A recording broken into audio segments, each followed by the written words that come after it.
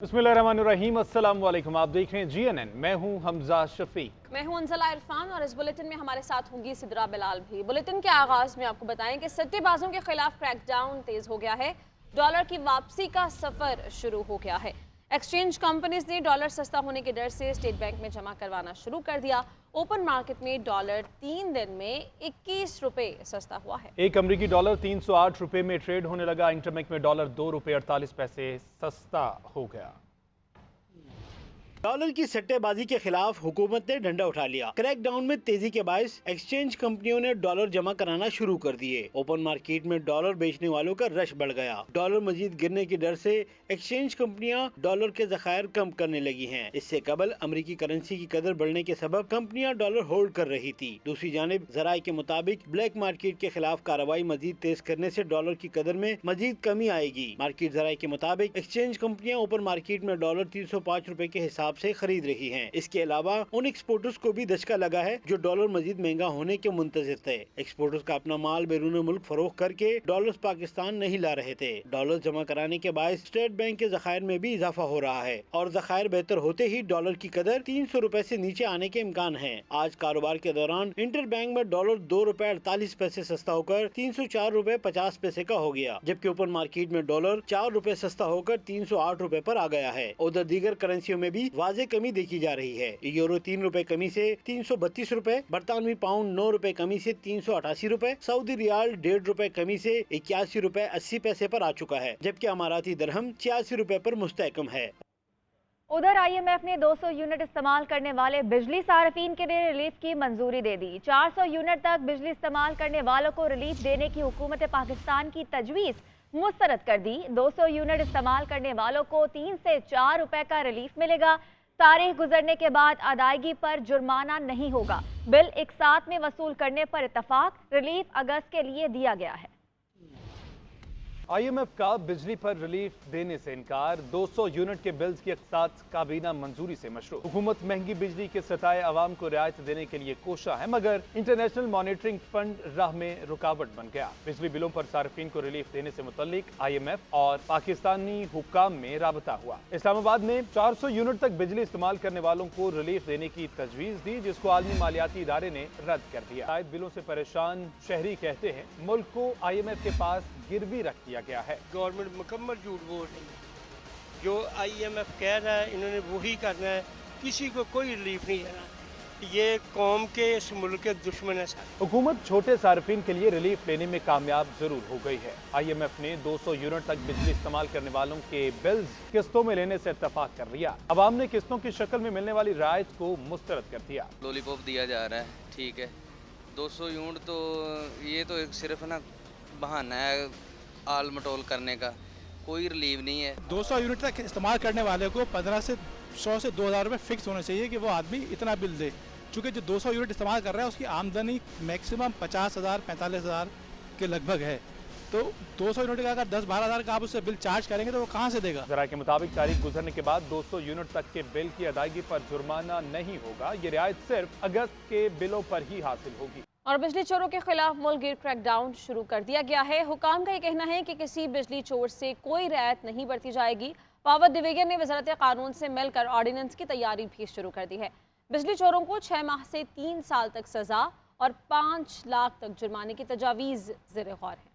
बिजली चोरी अब नहीं, हुकूमत इन एक्शन। मुल्क गिर बिला तफरीक कार्रवाइयां शुरू, किसी को छोड़ा नहीं जाएगा। हुक्कामपुरा सेक्रेटरी पावर राशिद लंगड़ियाल के मुताबिक आज से बिजली चोरों के खिलाफ क्रैकडाउन शुरू कर दिया गया। मुहिम में तमाम चीफ सेक्रेटरीज और IG पुलिस भी शामिल हैं। बिजली चोर को किसी सूरत नहीं छोड़ा जाएगा, चाहे वो कितना ही बासर और ताकतवर। बिजली चोरों पर गिरफ्त मजबूत करने के लिए पुलिस के साथ रेंजर्स की भी खिदमत ली जाएंगी। पावर डिवीजन ने वजारत कानून से मिलकर ऑर्डिनेंस की तैयारी शुरू कर दी है। बिजली चोरों को 6 माह से 3 साल तक सजा और 5 लाख तक जुर्माने की तजवीज दी गई है। खसूसी अदालतें 90 से 120 दिनों में फैसला करने की पाबंद होंगी। बिजली चोरी की रोकथाम के लिए मौजूदा कवानीन पर भी अमल होगा। मार्केटें रात 8 बजे बंद करने की तजवीज पर सूबों से मुशावरत की जाएगी। वजारत तवानाई हुकाम ने गुज़िश्ता रोज ये कहा था कि उनके पास तमाम आदाद शुमार मौजूद हैं कि कौन से इलाकों और फीडर्स में बिजली की चोरी ज्यादा है। उधर निगरान वज़ीर आज़म अनवारुल हक काकड़ से इस्लामाबाद ऐवान तजारत व सनत के वफ़द की मुलाकात हुई है। वफ़द ने वज़ीर आज़म को ताजर बरादरी के मसाइल के हवाले से आगाह किया और उनके हल के लिए अपनी तजावीज़ पेश की हैं। इसी वाले से मजीद जान लेते औरंगजेब काकड़ से। जी औरंगजेब, इस मुलाकात का अहवाल बताइएगा। जी, निगरान वज़ीर आज़म अनवारुल हक काकड़ से इस्लामाबाद ऐवान तजारत व सनत के वफ़द ने वज़ीर आज़म काकड़ की जो मौजूदा जो कारोबारी हज़रात को मसाइल के हवाले से जो है वज़ीर आज़म को आगाह किया गया। मुलाकात में ताजिर बरादरी ने निगरान वज़ीर आज़म को वज़ीर-ए-आज़म का मनसब संभालने पर मुबारकबाद पेश की, जबकि वफ़द ने वज़ीर आज़म को ताजिर बरादरी के मसाइल के हवाले से आगाह किया और इनके हल के लिए अपनी तजावीज़ पेश की। वज़ीर आज़म ने वफ़द की तजावीज़ खैर मकदम किया और ठीक है, बहुत शुक्रिया औरंगजेब काकड़। 190 मिलियन पाउंड स्कैंडल में सानिया निश्चर और साबिक वजीर अमीन असलम नैब में पेश हो गए।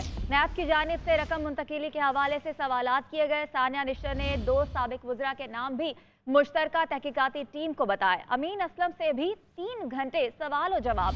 मीडिया से गुफ्तगू करते हुए अमीन असलम ने कहा कि शहजाद अकबर बाहर बैठकर मजे ना लें, पाकिस्तान वापस आकर जवाब दें। काबीना ने खुफिया मुआहदे के तहत फैसला लिया था, मैं मुशीर था, वोटिंग में शामिल नहीं था। चेयरमैन पीटीआई की अहलिया बुशरा बीबी भी नैब रावलपिंडी में पेश हो गई।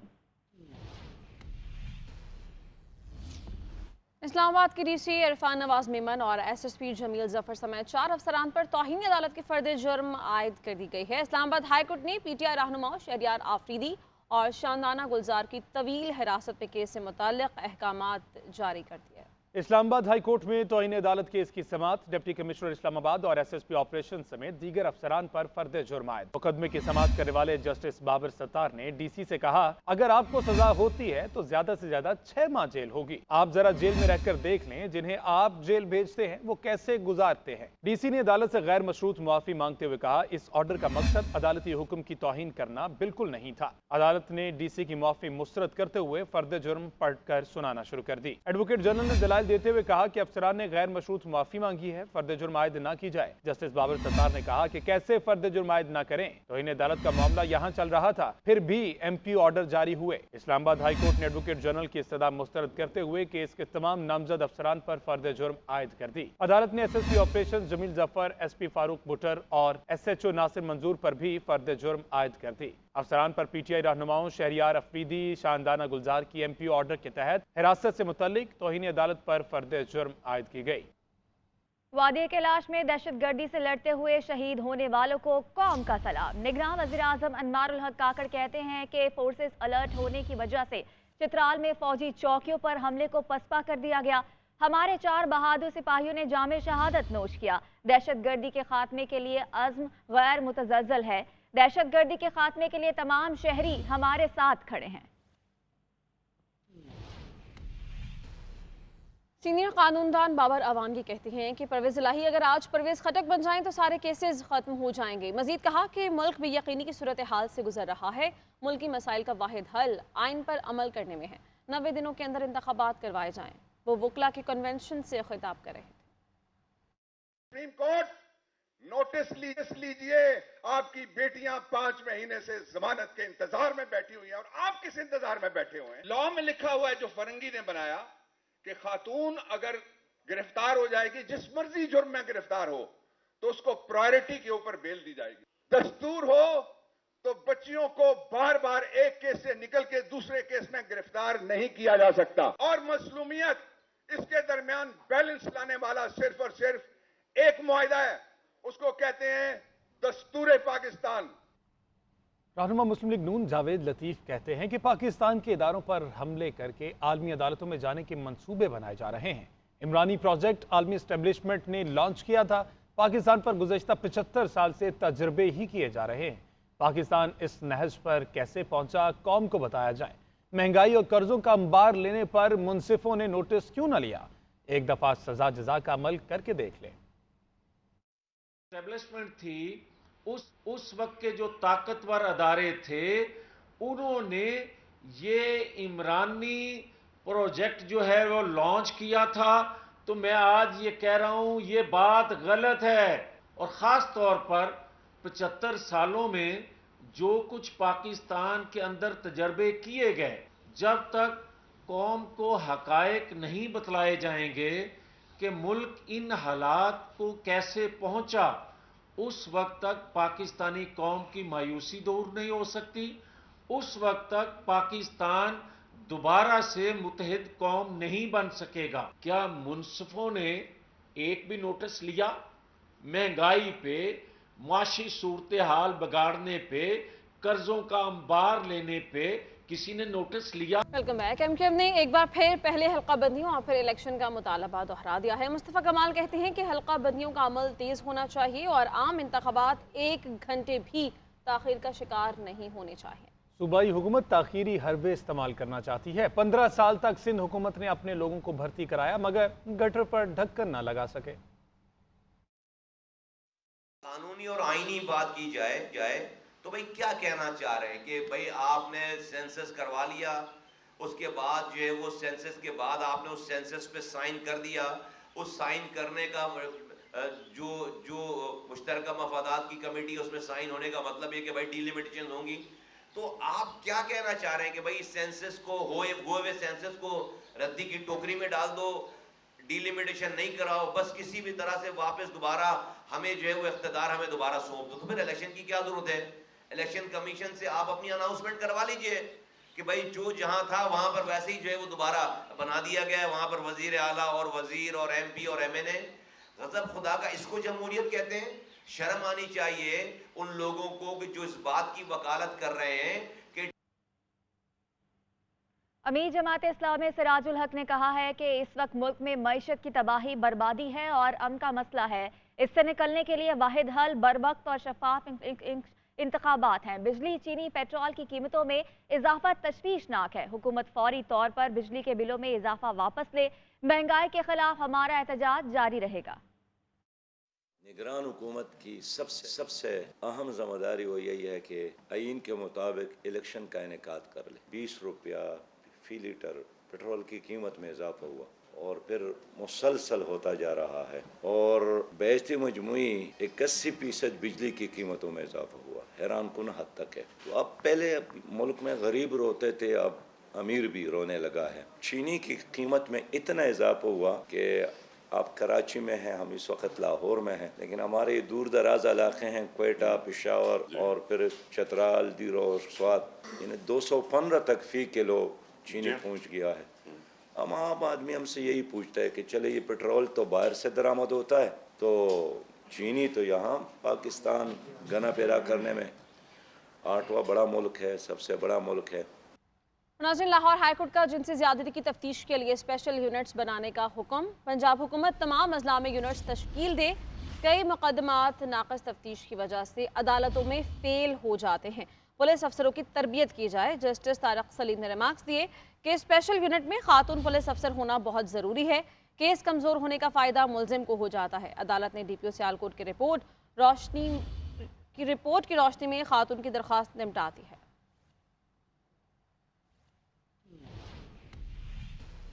सिंध हाई कोर्ट में सोशल मीडिया पर अदाकाराओं महविश हयात और कुबरा खान के खिलाफ काबिल एतराज़ मवाद अपलोड करने के केस की समाअत हुई। अदालत ने तलब करते हुए इंक्वायरी ऑफिसर पेश हुए, जिन्होंने ये बताया है कि सोशल मीडिया पर तमाम लिंक्स ब्लॉक कर दिए गए हैं। अदालत आलिया ने FIA की जानिब से मोहलत तलब करने पर समाअत 4 हफ्तों तक के लिए मुलतवी कर दी। तफसीलात हबीबुल्लाह की रिपोर्ट में।